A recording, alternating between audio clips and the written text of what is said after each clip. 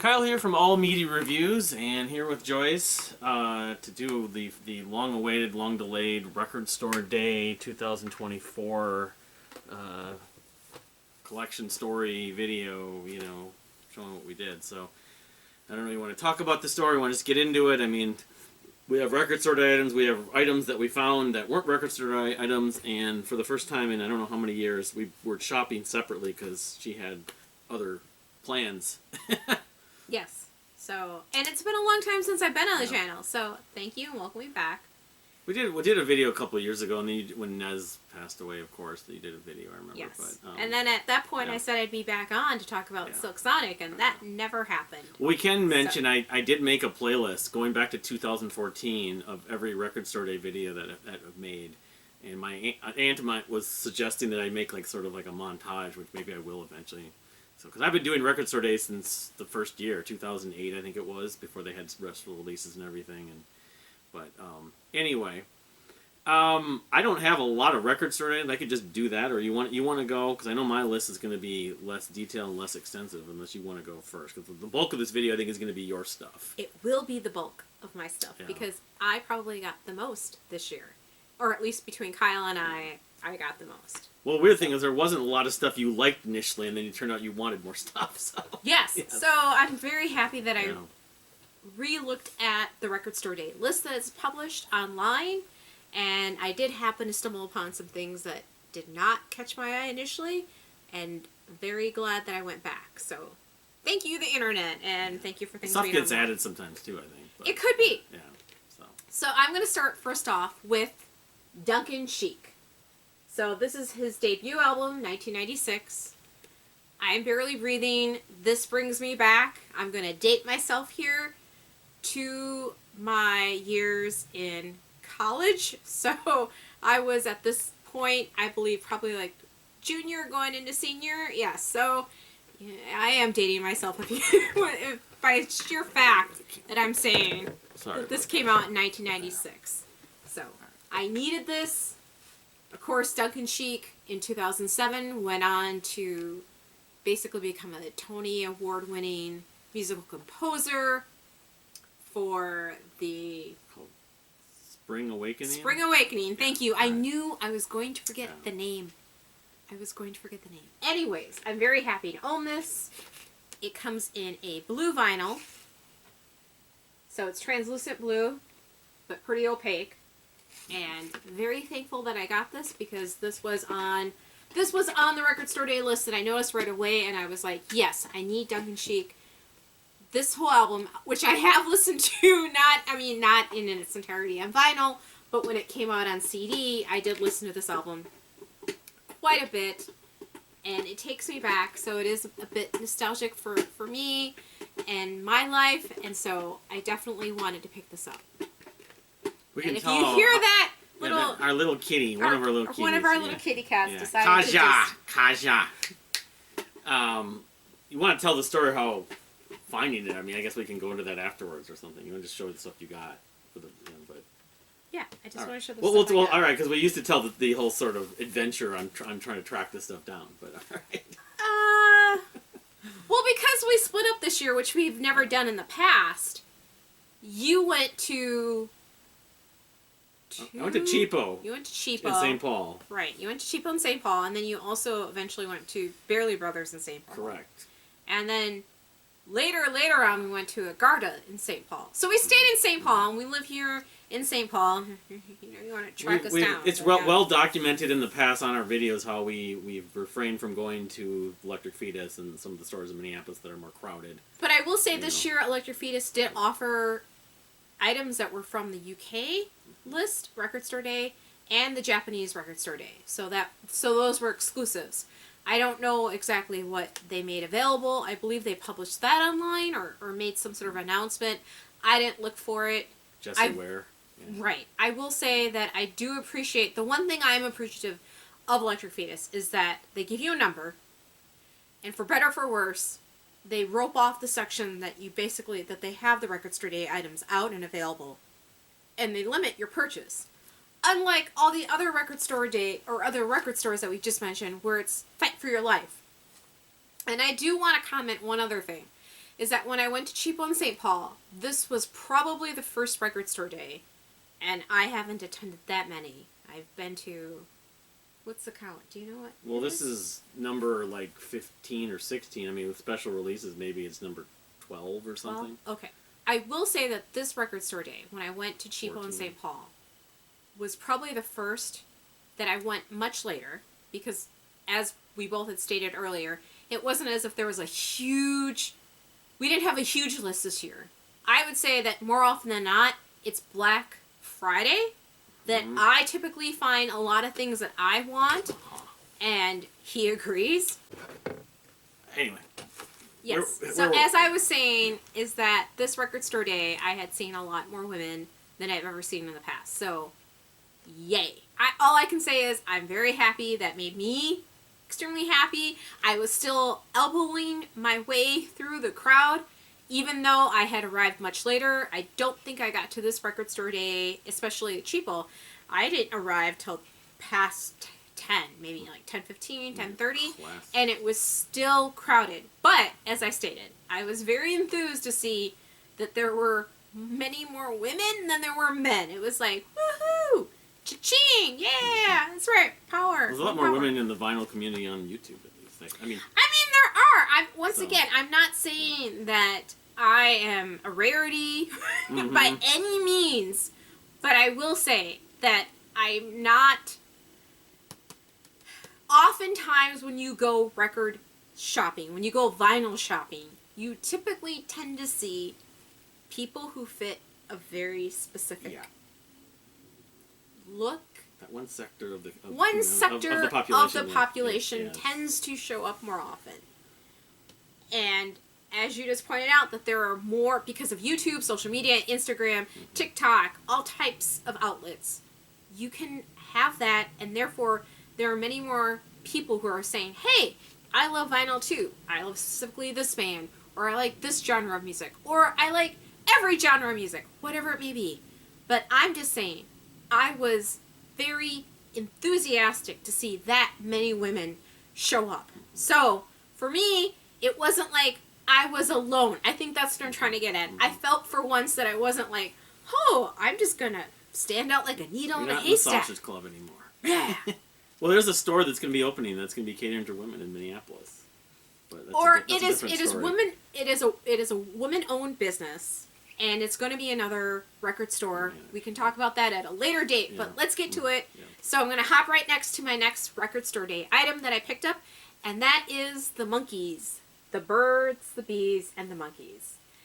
This is a Friday music release.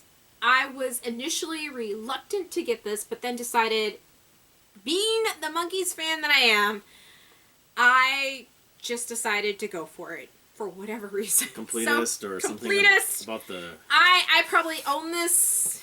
How many copies? 7 copies? I don't know how many copies I have. It's a lot behind here, trust me. Yes. But as you can see... One day we'll maybe show them all. It is this kind of orange tinged color vinyl, which actually, to me, kind of looks pinkish, but it's orange. I know it. Somewhere in between pink and orange. It's like a mango. Somewhere between that. But yes, here. Take this off quickly. There it is. And it may even look a little red, kind of like strawberry red almost with the light, unfortunately. That's the way it is sometimes with the camera. But this is the album that has Daydream Believer, which is probably the most well-known and best-selling song on the album, I would say. This was the #1 hit. But there are other songs on here that I certainly love, and others like Tapica Tundra, Nesmith song, not going to sing it, has P.O. Box 9847, another song that I really love that's basically a Mickey Dolenz lead vocal. But once again, there's also Antisocial Court, which was performed live. Yep. I'm not a fan of Antisocial Court. This person over here is, but I will say the live version that was performed by Michael Nesmith and Mickey Dolenz, the late Michael Nesmith, and Mickey Dolenz, who is still continuing to tour, carried along the Monkees name and banner, and perhaps we will see Mickey in the future. That's to be seen. But nonetheless, I did pick this up. I've heard mixed reviews of this. I haven't listened to it yet, but nonetheless, it's a copy I own, It'll remain in my collection for better or for worse. So, anyways. Yeah. We eventually we should have you do a discography video by video, album by album for both Monkees and Nesmith, I think. But yes. maybe in the works down the road. Maybe in the works down the road. Okay, up next. So this is probably it for record store day items. It is Tinted Windows. So, Tinted Windows is a side project with Adam Schlesinger of Fountains of Wayne. Rest in peace, Adam. He was basically one of our first COVID victims, sadly. COVID is still out there, but I'm not going to discuss that. I'm just saying Tinted Windows is Adam Schlesinger, Buddy Carlos, the original drummer for Cheap Trick, Taylor Hanson of Handsome, ba, do, do, do, do. Oh, yeah, okay. Yeah, and then James, I think it's Iha or Iha. Oh, what? Yeah, I'm butchering his name badly. Yeah. From Smashing Pumpkins, and I'm sure people will watch this video and be like, "Okay, this is how you pronounce his name." So then you can correct me. Go for it. They're all on the back. They're on the back. The picture on the back. Yes, they are. So, yep. So that is the band on the back. This is their only album that they made. I have it on CD, and it is basically in a dual color of black and red. So, very nicely made. When did it come out? Like 2008, 2009, somewhere. Or on the first record store day, first year of record store day. Something like that. It was 2000 sometime. Here, you take a peek. I'll take a look at it. You take a peek. Yeah, it was 2009. 2009, yeah. I own the CD. So 15th anniversary, so. Yep. Like I say, we miss you greatly, Adam Schlesinger. But it's pretty much required listening for people that like Adam Schlesinger. I would say it's required listening to anyone who loves power pop. Right. I mean, it very is much so power pop record, straight, true and true. So, power pop aficionados, you should grab Tinted Windows. Highly recommend it. Some really great songs. And, alright, so that's the end of my actual official record store day items that I picked up. Now here's some other items I happened to peruse and find, and we're going to go forward. The whole point of record store day to begin with. Just go to the record store, and try to find some records that you might buy. Okay, so now, this is a soundtrack. Not saying that I'm big on soundtracks, but this is a soundtrack to Three Amigos. Yes. I picked this up. It is one of my favorite films. It is a film that I can honestly say that a lot of my family members, whom I'm close to, actually do watch and enjoy, and probably could verbatim repeat. Yeah, we're not going to start repeating lines. We're not going to start quoting lines from the movie. El Guapo. Yes, El Guapo. Yeah. A funny guy. Yes. But it is just simply your standard black vinyl. So, this came out by Rhino. By Rhino Records reissued this.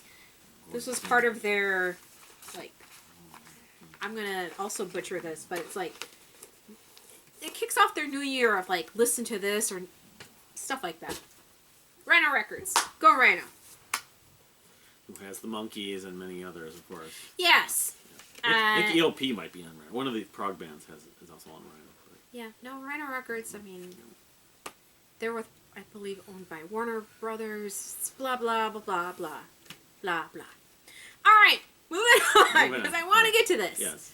Wham! If you don't know my top musical interests, Monkees are 1. 2 would probably be Hall & Oates. And 3 is Wham! Next to George Michael. So, I am a huge George Michael fan. But, of course, it was Wham! Whom I fell in love with. This is Make It Big. This is their second album. This, too, was reissued recently. I did not pick up Fantastic, which was another reissue. I will say, the one thing that I'm not so happy about is the UK typically tends to get the colored vinyl. Not something I wish I could have the colored vinyl, but no. I live in the United States of America, and we don't get the colored vinyl here. So, it is just basically the poster insert of George Michael and Andrew Ridgeley, who is still alive and not dead. Yeah. And just simply your black vinyl, which is reissued. Columbia. So, yep, Columbia. Yep. Probably a thicker pressing than if you have like a first pressing, but I don't I know. believe I actually do How have many a first copies you pressing. have of Make It Big? You probably have 3 or 4. I have 3 or 4. I have a lot of duplicates in my collection, which I am perfectly fine with. I will part with those duplicates when I am ready to, but that is going to be no time soon. That is just how I roll. Right. Everyone rolls differently, and I'm just telling you how I'm going to roll. So, anyway, anyhow, George Michael, Andrew Ridgely, love it. No, you just Gallery. did a Who thing. Anyway, anyhow, anywhere. I was gonna say it's not the Who. Yeah. All right. So, all right. Is that No, it? that is No? not Okay, it. I'm no, sorry. we have 2 more. We got 2 more to go. So, She's the one making the big bucks, so that's why she's able to afford all the. No, we split it. I don't know. yes, I make so much more No, money. no. Well, okay, so this was just literally I saw and grabbed. It is entitled, "Hey folks, it's intermission time." So I can't tell you much about this because I literally saw it and was just like, oh my god, this is so cool, I should grab it. But as soon as I saw the artwork for this is very vintage, this is very nostalgic.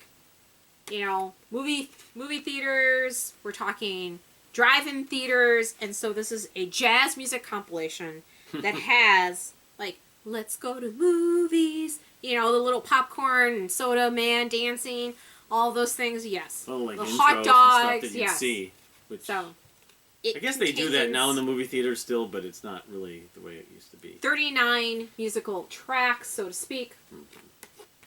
So I am looking forward to putting this on at some point in time. But I will point out that the one that I purchased, because I found out by going to Garter Records, is that they have it on red vinyl. And I have the brown vinyl. So, side A, side B. I probably will go back to Agartha and get the red one. So you get the right one. Why? Why? Just because. Because you like red better. Just because I like red. Is it music? Is it music from the past, or is it just something new? Like, No, it is. mean, it's like, please keep the theater clean. Hey, everybody, please keep our theater clean. Do not spill or. So it's just Blah, like blah, blah. like clips and movie.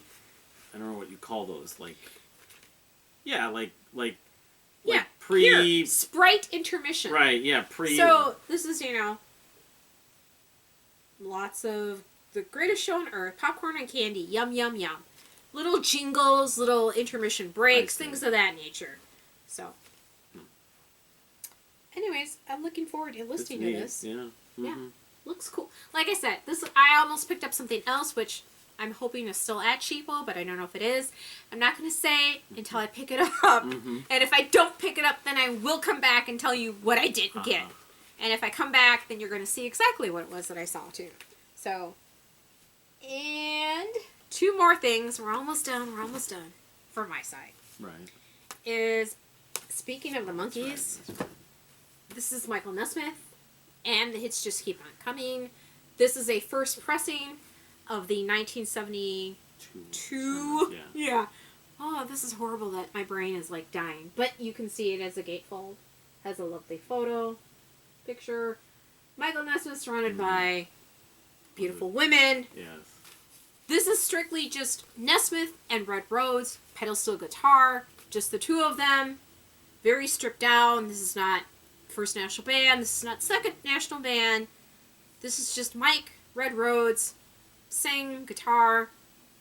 Sort of between maybe the first and second, like it was before Tantamount. Pedal steel guitar. Before Tantamount, but after, what is it, a Loose Salute or Magnet, whichever the third one No, was. this follows after.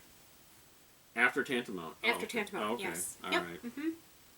We had the First National Band, the Second National Band, and then it was like, forget it! Of course! And the hits just keep on coming. Because after this was pretty much your standard ranch stash. Then, you know, you throw in there the prison somewhere in there. There's one song on here that I really like. I mean, when I was... I mean, I really love Roll with the Flow, which is actually the closing track. Right. That's probably my favorite song off of here. But there are. I mean, there are some gems. Okay. So, but nonetheless, it was a first pressing. This is probably not the only first pressing copy I have, but, you know, it looked sad and lonely, so I had to go ahead and pick it up. I did stumble across something a couple days with that record. Rate Your Music has a list. I was talking about Lyle Lovett, a 1988 video. they have a list of progressive country albums, top 100, and that album's on the list. I don't think there are any other Nez albums, but that one was, which is weird. Which is weird. But all right, wrapping up, because as this gentleman here has been keeping track of what I have in my vinyl collection, and he's been trying to organize it. As you can see behind, we're on my side of the room. This is a whole music room. Basically, I know 9 times out of 10 when he's filming, he's on his side, or he's downstairs in our living room, wherever it may be. Anyways, we're on my side, hence why you see all the different Monkee paraphernalia. Monkees, There's yes, some. Monkey, I don't think you guys yes. get. Maybe you do get the Duran Duran. Well, I don't know. It's not fully. Could in be there, cut but, out. yeah. Duran Duran, love them too. Anyways, Howard Jones. So this is Howard Jones Action Replay. And as we were looking this up, thank you to Google and the internet / this is a EP that was released to highlight the song No One Is to Blame, which is a really good song, but I guess I kind of jumped gears here. And the fact is that he's been going through and keeping track of what I have, and he mentioned the other day, you don't have any Howard Jones. Yeah. I mean, maybe because I didn't want any Howard Jones. Not that I don't like some of his songs. Yeah. But if I wanted Howard Jones, I would have bought it a long time ago. Anyways, it's never too late. So yes, I got Howard Jones. This is original EP. Once again, highlight the single No One Is to Blame. There are other songs on here. Look Mama, Hide and Seek, Always Asking Questions, Bounce Right Back, and Specialty. All of the songs that I just mentioned, I don't know any of them. So hey, nonetheless, I have some Howard Jones, and it will be added to the lovely collection. There are probably other artists that he's already noted to me that I am missing, because I know that when he does his videos, he will show off some of my records. Yeah. So FYI everyone who's watching his videos, at times, at moments, when he's doing like certain years, like 84 or whatever it is, some of those are mine and not his. Yeah, I just want to make for those who actually watch those videos, thank you. It's almost always the case where I reference the fact that it's not my copy, it's her copy. Unless it is my copy, which sometimes it is. But anyway. Sometimes it's not. Oh, yeah. All right, moving on. Thank you, everybody. Right. That wraps up my records. Well, we didn't today. tell where you got everything, but you got most of it at Cheapo, right? I did. Yeah. I actually, because I went to Cheapo right after St. Paul I had a Cheapo, class. yes. Yes, so thank you, St. Paul Cheapo. So, all right, so, yeah, I didn't get anything else but the Dunkin' Chic at St. Paul Cheapo. I got there like 10 minutes before it opened and everything. It was actually slick on the high bridge in St. Paul. I almost got in a crash, but because it was snowing the night before, oddly enough. On April 19th. But I go to Cheapo, it took about 20 minutes, got in there and some backup and wait, and of course, I'm looking for stuff by myself, and I find the Dunkin' Chic, I don't find anything else. I'm like, I'm out of Dodge, I gotta wait in line to pay for like 25 minutes. I met a guy who's really cool there. He was buying the singer, guitarist, I think, from the band Little Feat, but he was a huge Little Feat fan. We were just talking about stuff, but so then I go off to Barely Brothers because I know I'm looking for Tinted Window. That was her other priority. And then Monkees. And Barely Brothers have done Monkees tributes. They like the Monkees. They know, so that would be the best chance. So I did find the Tinted Windows there for her. And the item on my list that was a one record store item, the only record store day special release that I actually got was the Jeff Buckley. I've talked about songs to know with Jeff Buckley and Gary Lucas. Gary Lucas, who played with like the Captain Beefheart. He's a kind of an out there kind of guy, but I'll show it. It's stuff that came out 91, 92. They did it 91, 92. I don't know, some of it might be live, but some of the early Gray stuff is actually on here. But it's a double vinyl, which it's not that long. I want to say this album is maybe exceeds 40 minutes, and that's why they did a thick pressing. Oh, that's a really nice color. It's green. Yeah. So, I mean, Jeff Buckley. It's the history of special releases on Record Store Day. It's never gone more than about 2 or 3 years without. I've probably bought 6 or 7 Jeff Buckley releases. More than half my Jeff Buckley vinyl collection are probably Record Store Day releases, which is kind of sad. But as a fan, I'm happy. But it's like some point, I actually wanted to make a video about this. Certain artists never do Record Store Day, and certain artists always do Record Store Day. And Jeff Buckley's estate likes to do Record Store Day, obviously. So here's the other side, the blue. But yeah, it has like Mojo Pin, and but it's with Gary Lucas, of course. The title track, I believe, and it's a record that I probably should spend more time with. Satisfied Mind. It's got a few originals, maybe a few songs that Gary Lucas had done. But anyway, it's great to have it. You know, I don't know how many more Jeff Buckley things are going to ever come out on Record Store Day, but it's like, if only Kevin Gilbert did that. We've been getting our Kevin Gilbert vinyl. So that's all I got for Record Store Day special releases. So that was also at Barely Brothers. I was trying to think, well, should I go? And I need to go over to Agarda because they didn't have the Monkees, and I forgot about that. And actually, I'll say one more thing about that. They only had one copy at Barely Brothers. This is like almost 10 o'clock, and some guy had grabbed this. He said this had been issued on vinyl before, and he gave it to me. He was kind to do that. I feel like I guilt-tripped him into it. It's like, I don't know if I'm... Because there were only 1,000 copies of it. But. And when we went to Agarda, much, much later in the day, literally, this 2 was copies. Like 4:30, 5, something. It's just this whole thing with quantities and what store gets how many... It's total crapshoot. I mean, and we've kind of understood that. That's why I try not to care about it, but... we find out Duncan Sheik and Tinted Windows is coming out the last 2 days before the record's like... How many copies are there? So, anyway, so I showed this in my 87 video. This is Pat Metheny's Still Life Talking. I found this at Barely. I don't shop there. We don't do a lot of record store. I buy a lot of my records online, for better or for worse, to support small artists and stuff. But, so she bought more on Record Store Day. I've been buying more on the internet over the last 6 months to a year. But this is the album from 87. It's the second album with Paul Wertigo. I talked about it in the 87 video, but Paul Wertigo, the drummer from Pat Metheny group rather than Pat Metheny solo, but it was a hole in my collection, and I'm a Paul Wertigo fanboy because the previous record that they had done, First Circle, is my favorite record from '84, so I love Paul Wertigo on that, so it was kind of neat. I really hadn't spent a lot of time with it, but it's got 2 tracks that are completely like favorites of mine. One called Minuano 6/8, and then Third Wind, where you got the ethnic chanting and just that kind of synclavier synth stuff that he does. Oh, I just love it. So, Still Life Talking is sort of, to me, required listening for Pat Metheny Group fans.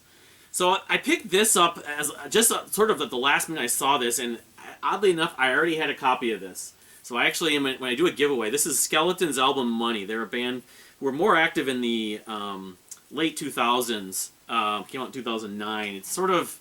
Yeah, folky, indie, prog, kind of influenced by like Led Zeppelin 3. Of course, we have the creative artwork, that's a gatefold, but what the colors I opened up earlier, but they're one of bands that like Radio K, like a lot of the indie and the college stations, the Pitchfork but I did like this. Although I have a little bit Radio of, K is college radio stations, they were big. But they've kind of, there were a lot of other bands doing similar kinds of thing, but I happen to like them a little more. Although the vocalist sometimes sings up into the mic and it kind of bugs me, but as a whole, what's that band? Dirty Projectors is a band that if you don't know them, I would compare to them, or the Decemberists. You name sort of your favorite. Yeah, it's a little thicker pressing. So I have 2 copies of this Skeleton's Money record.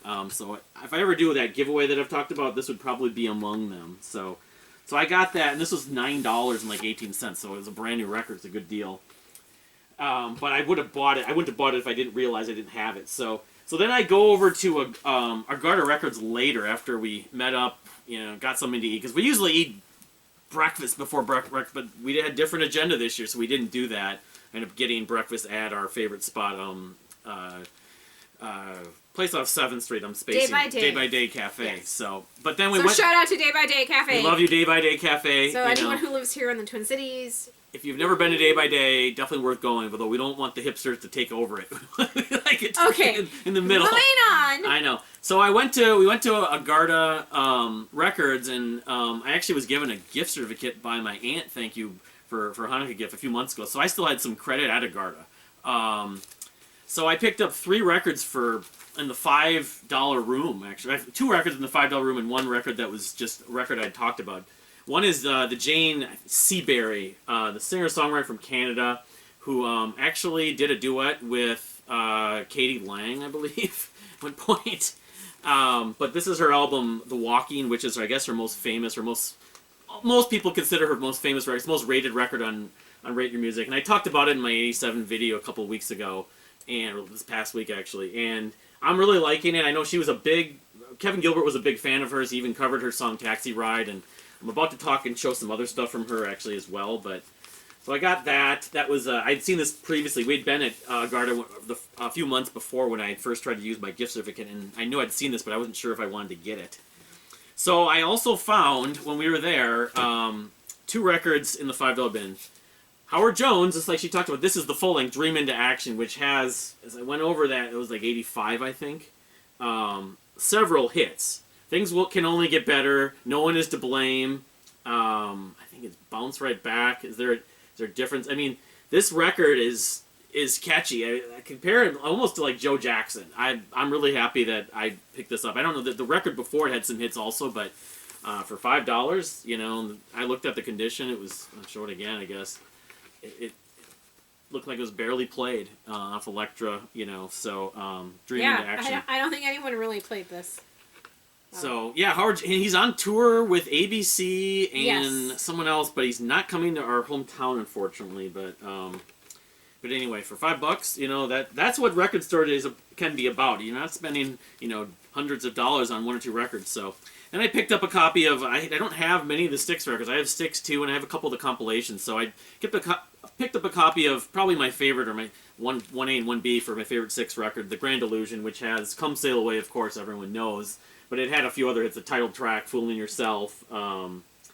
You know, it's peak Styx. If you've never heard Styx, you want to get into any other Styx, this would be an easy suggestion for most people. The Castle Walls, they did a lot of progressive stuff on this, even though they were more proggy early in their history. This is sort of the blending of the pop and the prog combined, so that's what I found at Garda. Then I went back to cheapo. Now I can tell one more story. A friend of mine wasn't able to get the Dio Last in Line picture disc at his store, and I believe he lives somewhere in Washington, maybe in Seattle. And so he texted me or sent me a message on Facebook asking if I could get it. I could go back and look for it. So we went back to Agarda and looked for it. Found a picture disc, but later I found out the next day that record, actually Dio had issued 2 picture discs on Record Store this year. It was Last in Line and then Last in Live. And Last in Live's what they had. So I ended up buying, and they let me return it, thankfully, at Agarda. But there's other stuff I probably could have picked up. We also picked up another record for another friend of ours. Right. Who lives in Wisconsin. Shane, yep. It's a Rocky Horror Picture Show, which he hopefully should be getting in the mail in a few days. Yes. So they didn't have the Last in Line picture disc. So I thought, you know, I was out on Sunday, the day after Record Store, I would stop in at cheapo just to see if they maybe had it, because I didn't know to look for it when I was there on Saturday morning. And they had more Last in Live, of course, picture discs. So, but the good news is he was able to contact someone else to pick him up a copy. So, but I was at cheapo, and I just thought I'd spend a little bit of time, because I didn't do any real looking. All I did was grab the Duncan Sheik and, you know, got in line. But I did see a $60 Rush CD box set on the end cap, though. I guess I could show that. But I had to just see what they had for Jane Seabury, and they had a bunch of records for really cheap. $420 for her album Speckless Sky. And then there's a single here, an EP, Map of the World in 7 Steps to the Wall, and then the Taxi Ride, the one that Kevin Gilbert covered, 12-inch, no artwork, unfortunately. And then this, I think this is like an EP with someone's name on it. Again, $2.90. Jane No Borders here. So, I mean, granted, I haven't become obsessed and knowledgeable of Jane Seabury's whole career. I've been reading a lot about her, but, you know, for the sum of like $8, I think it was probably a no-brainer to pick these up. And, you know, so that was pretty much it. I think that's pretty much it. So, you know, it was fun. You know, I mean, getting your stuff, I mean, Record Store Day is always fun. We'd like to go record shopping more often, but, you know. Yeah, I mean, I have purchased a few specialty items online. There are a few records that I have purchased online, but normally I go to the record stores that are in town, and purchase my vinyl. So, because I still like that tactile, you know, the whole vibe, the experience itself. It's not just, oh yeah, I want that vinyl. I mean, if it really is something that I truly want, I'll just go ahead and buy it. We didn't get to Solsta records. We did not get to Solsta records, yes. Hopkins. So. Well, but the thing is, you know, everyone's got their own strategy with Record Store Day and when you should show up and try to go early, which we kind of downplayed. But Solsta Records, we did look, opened at 7 o'clock, but then she saw something, there was people that were lining up there before that. So if I would have gone out there really early, I would have been waiting in line, and it was 35 degrees out. So that was part of my mentality. Well, because we live in Minnesota, it's been hot, it's been cold, more or less, more hot sometimes, more cold sometimes. Occasionally, it varies. But yeah, you can never predict. So this time it was cold, but it's been cold in the past, or it's been. Well, we like super Solstice nice. Records. You like it specifically because they had those like 12-inch singles, the 80s stuff, dance remixes and stuff at one point. Yes. But I mean, if we're, you know, people like to go. They had a thing on Electric Fetus. You know, there's this new record store opening that used to be where Treehouse Records was in a few months.